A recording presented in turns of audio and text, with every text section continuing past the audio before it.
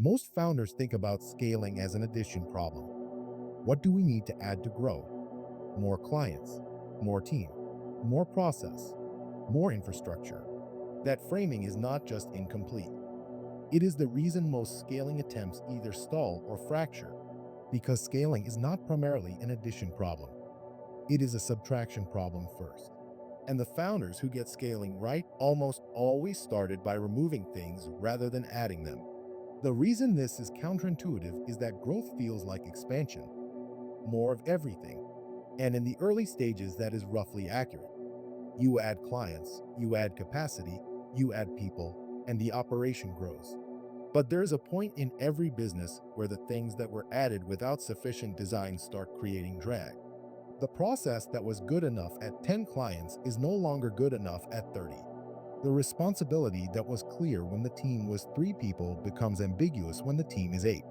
The founder involvement that was appropriate in the beginning becomes a bottleneck at scale. None of those things announce themselves as problems at the time they are created. They accumulate quietly and then surface all at once when the system is under load. Scaling is an amplifier. It does not fix what is broken in the operation. It makes broken things break faster and at higher cost. Most founders treat scale as the solution to a revenue problem when it is actually a stress test of whatever architecture already exists. A system with structural weaknesses does not become more resilient under load.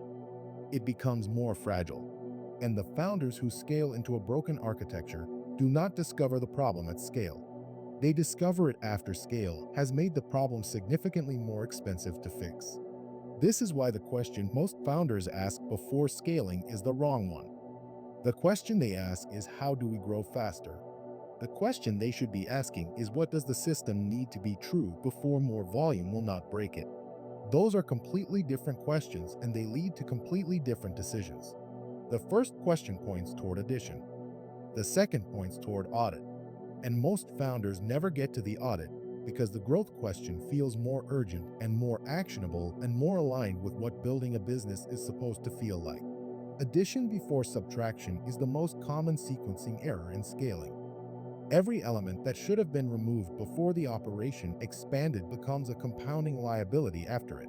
The inefficient process that was manageable at 10 clients becomes a structural crisis at 50. The unclear responsibility that caused friction in a small team becomes an organizational failure in a larger one. Scale does not create new problems. It reveals the ones that were already there and removes the slack that was absorbing them. That slack is worth understanding because it is invisible until it is gone. In a smaller operation, there is natural redundancy built into the system by default. The founder knows everything that is happening. The team is small enough that communication happens organically.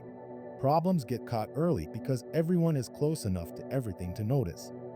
That proximity is not a system. It is a substitute for one.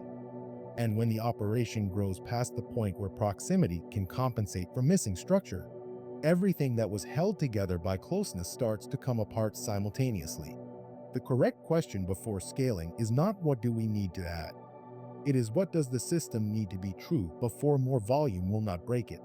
Most founders cannot answer that question because they have never asked it. They measure readiness for scale by revenue targets and demand signals. Neither of those things tells you whether the architecture can absorb more load without fracturing. The only thing that tells you that is an honest audit of what is currently held together by founder presence, manual intervention, and organizational goodwill rather than actual system design. That audit is uncomfortable because it requires the founder to acknowledge that some of what looks like operational strength is actually operational fragility dressed up as hustle. The system appears to be working because the founder is compensating for its gaps in real time. Remove the founder from the loop and the gaps become visible immediately. Scale the operation without closing the gaps first, and the founder ends up compensating for larger and larger problems at higher and higher cost. The hustle that felt like a strength in year 1 becomes the structural liability that limits year 3. The practical output of this audit is a subtraction list, not a growth plan. A list of everything in the current operation that needs to be resolved, removed, or redesigned before adding more volume makes sense. Every manual step that depends on the founder. Every process that works because someone is watching it rather than because it is designed correctly. Every responsibility that exists in practice but not on paper. Every client relationship that is held together by personal attention rather than systematic delivery. Those things are not growth enablers, they are scale limiters. And adding volume on top of them does not accelerate the business, it accelerates the breakdown. Scaling becomes significantly less dangerous when the subtraction work has been done first, not because the operation is perfect before scale. Perfection is not the standard. The standard is that the known gaps are closed and the remaining architecture can absorb additional load without requiring proportionally more founder intervention to hold it together. When that is true, scale works the way founders expect it to. When it is not true, scale produces the specific kind of chaos that makes founders question whether growth was worth pursuing at all. Next episode, we are going into something that connects directly to this: why running everything in your business is quietly draining it. Because the energy cost of an operation that has not done the subtraction work is not just structural, it is personal, and it compounds in ways that are hard to see until they become impossible to ignore. I will see you tomorrow.